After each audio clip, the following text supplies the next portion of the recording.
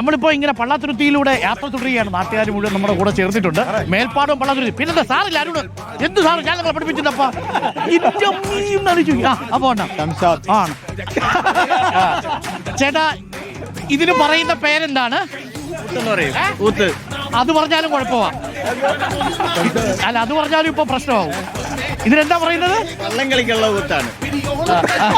അപ്പൊ അതാണ് പ്രശ്നം. ഞാൻ എന്ത് പറയണമെന്ന് പ്രേക്ഷകർ തീരുമാനിക്കൂ. ഇനി അതിന്റെ പേരിൽ ദയവ് ചെയ്ത് ഓഫീസിലേക്ക് മാർച്ച് നടത്തുക. ഇതിന് ഞാൻ ഇടുന്ന പേര് എന്താണ്? PP. ഇനി അതിട്ട വേറെ പ്രശ്നമാവോ? എന്ത് ഞാൻ ഷാമിനാന്നൊന്നും പറയൂല. അത് പണ്ട് പറഞ്ഞ് നമ്മൾ ട്രോളിൽ കയറിയത്, ഒന്നേറി കയറിയത് ഓർമ്മയുണ്ടല്ലോ. പക്ഷെ എങ്കിലും നമ്മളാ പേര് സ്വീകരിച്ചതുപോലെ ഇതിനില്ല. ഇല്ലില്ല, ഞാൻ ആ വാക്കിലിരിക്കും, ഷംഷാദ്. അപ്പൊ എനിക്ക് ഞങ്ങളൊരു ഷംഷാദ് റംബറ്റ്. അത് ചില ആളുകൾ ഞാൻ തന്നെ തെറ്റി പറഞ്ഞത് ട്രംപറ്റ് എന്ന് പറഞ്ഞോളൂ. നേരത്തെ റംബറ്റ് എന്നാണ് പറയാ. ആണോ? ട്രംപറ്റ് എന്നാണ്, ട്രംപറ്റ് എന്നാണ് പറയാം. അപ്പൊ പക്ഷെ നമുക്ക് വേണ്ട, നമുക്ക് ഇത് മതി, ഷംഷാദ് അല്ലെങ്കിൽ PP. അപ്പൊ നമ്മുടെ PP. ഓക്കെ. അപ്പൊ ഇതിന് എത്ര പൈസ വരും? 30 രൂപ. ഓക്കെ അണ്ണാ, ഒന്ന് കൂടി. അല്ല, അതും പ്രശ്നമാവും. അല്ല, എന്ത് പറഞ്ഞാലും പ്രശ്നമാവുമല്ലോ, അതാണ് അവസ്ഥ. അപ്പോൾ ഇവിടെ പൈസ കൊടുക്കും. ഓക്കെ, അപ്പൊ ശരി. അപ്പൊ നമുക്ക് തുടങ്ങാം. അപ്പൊ റെഡി. അപ്പൊ നമ്മളൊന്ന് ഊതിക്കൊണ്ട് തുടങ്ങാം. അത് പ്രശ്നമില്ലല്ലോ. അപ്പൊ ശരി. ആരെ ഊതാൻ വേണ്ടിയല്ല കേട്ടോ, ഇത് ഈ നാടിന്റെ സ്പിരിറ്റാണ്, വള്ളംകളിയുടെ സ്പിരിറ്റാണ്. ഇതിന് ഈ ഊതുന്നതിന് ചില പ്രത്യേക രീതിയൊക്കെ ഉണ്ട് എന്നാണ് പറയുന്നത്.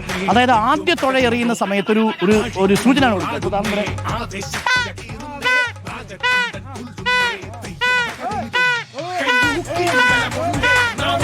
ഇത് ആദ്യത്തെ 30 തുഴ വരെ ഇങ്ങനെ പോകും. അല്ല, 30 തുഴ വരെ ശരിക്കും പോകുന്നത് മറ്റേ മണിത്താളമാണ്.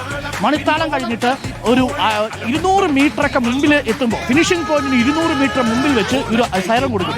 എന്നിട്ടൊരടിയുണ്ട് അണ്ണാ. ആ അടിയുണ്ടല്ലോ, ഇങ്ങനെ വരിക.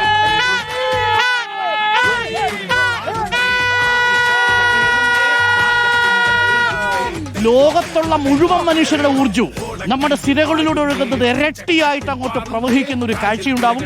അപ്പോൾ ആ ഒരു എനർജി ഉണ്ട്, അപാരമായ എനർജിയാണ് ആ റംബറ്റിന്. നമ്മുടെ PP, നമ്മുടെ ഷംഷാദ്, ഇതും കൂടി വരുമ്പോൾ ഒരു പെർഫോമൻസും ലോകത്ത് എനർജി എന്നൊക്കെ പറഞ്ഞാൽ ഇങ്ങനെ അണപൊട്ടി ഒഴുകുന്നത് ആ നിമിഷമായിരിക്കും. ഒരിക്കൽ കൂടി അതിന്റെ താളം ഞാൻ പ്രേക്ഷകരെ കേൾപ്പിക്കാം. ഒരിക്കൽ കൂടി റെഡിയാണല്ലോ?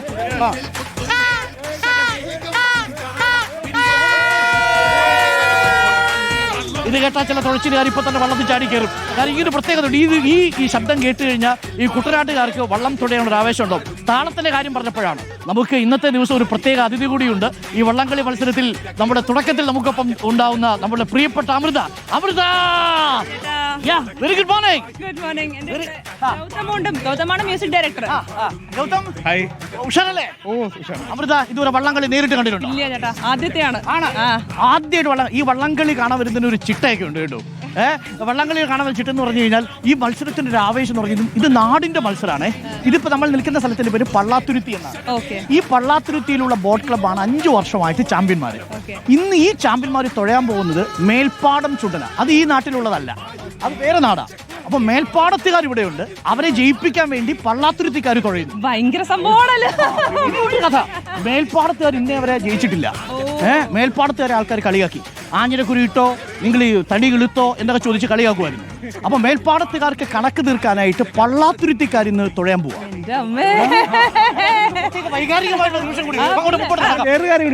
ഈ 5 പ്രാവശ്യം ജയിച്ചത് 5 വള്ളത്തിലാണ്. അതുകൊണ്ട് ഓരോ തവണയും ഈ പള്ളാത്തുരുത്തി ബോട്ട് ക്ലബ്ബുകാർ തുഴയുന്നത് ഓരോ ചുണ്ടനാണ്. അങ്ങനെ കഥകൾ ഒരുപാടുണ്ട്.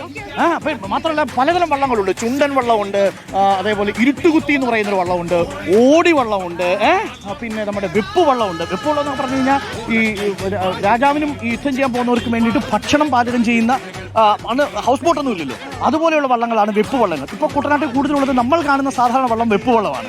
അങ്ങനെ ഉണ്ട്. ഞാൻ കഥ പറഞ്ഞുതരാം. ആ പാലടിക്ക് കഥയ്ക്കൊപ്പം നമുക്ക് ആലപ്പുഴക്കാരനാണ്.